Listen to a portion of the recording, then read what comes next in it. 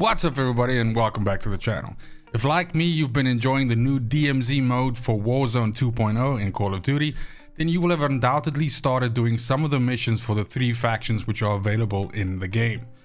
Specifically, the White Lotus faction has a tier 2 mission called Bombing Run, which expects you to exfiltrate with 6 strikes, or rather kill streaks, in one deployment, which at the beginning when you look at this seems almost impossible to do, just simply due to the fact that these kill streaks are 12k a pop, which would mean that you would need about 72k worth of money to be able to buy all 6 of these and then successfully exfiltrate out of the map. I attempted this several times and mostly got about 4 to 5 kill streaks worth of money before I would either run out of time on the specific deployment, or I would run into players who would undoubtedly ruin my attempt at gathering this huge amount of fortune. However, that was until I came across the city cave complex, and that has since solved my problem with this particular mission. I've gone back a couple of times to verify that this in actual fact is the case, and so here let me explain. Once you get to this actual area itself, you'll notice that it's a bunch of houses and everything like that, with oftentimes a stronghold and a bunch of enemies roaming about. These enemies are quite tough and plated up, and so this area is generally not often congested with other players, but at the same time also something that you tend to avoid due to the sheer amount of angles that you can get attacked from. However, if you check around in this area, you'll notice that there's a cave complex that you can enter into, which essentially has 3 exits. The one that you go into from the actual cave complex village side, and then this has the 2 different areas which pop out around there. But the main reason why we'd want to go in there is for some reason the loot chests within this cave complex has a huge amount of kill streaks which actually pop out of them.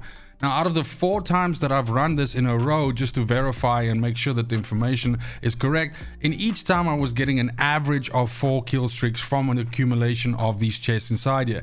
2 of the cases I actually got 5 kill streaks, which meant that the only amount of money that I had to raise to buy additional kill streaks so that I could have my 6 and exfiltrate out was either 12k or 24k, which is a much more accomplishable task than, over 70k. In fact, most of the times the enemies that I was able to kill inside the cave complex, as well as the additional things which fell out of these chests, was more than enough to cover the cost of those 2 kill streaks.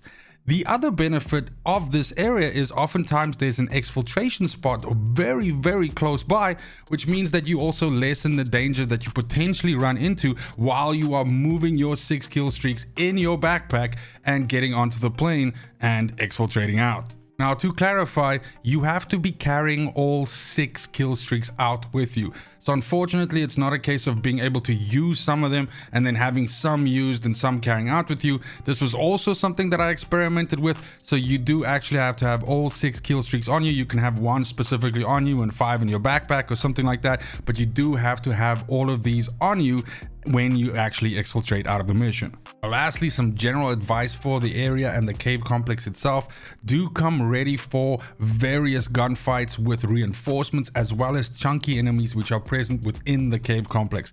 That's not including the enemies which are outside gathering the entrances into the cave, as well as the different helicopters which land and drop additional reinforcements into the cave. Nonetheless, move slowly from one side to the cave to the other side as you're looting from chest to chest, and don't be scared to retreat backwards and essentially engage from further away. Due to the tight quarters within the cave, this is where enemies in the DMZ are at their most dangerous. Of course, we know the AI is not that fantastic at long distances, and this is the preferred way in which you should pick them off.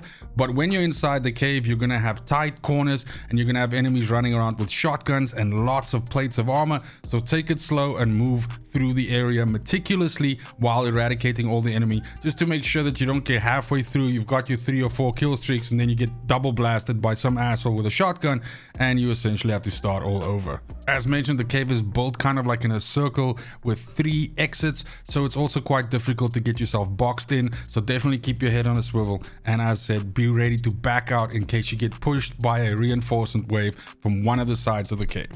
Once all of that is said and done, good luck with the exfiltration. I hope you get this mission completed. Let me know in the comments down below which other missions in DMZ you might be struggling with. I could possibly give you a hint as to what you should rather be doing or how you should approach it. But most importantly, thank you so much for watching, especially if you made it this far. It's just super important to me that you have a fantastic morning, afternoon, and evening wherever you are in the world. And until next video, fucking cheers. They want the best of me now, best of me now, best of me now, best of me. They want the best of me now, best of me now, best of me now, best of me.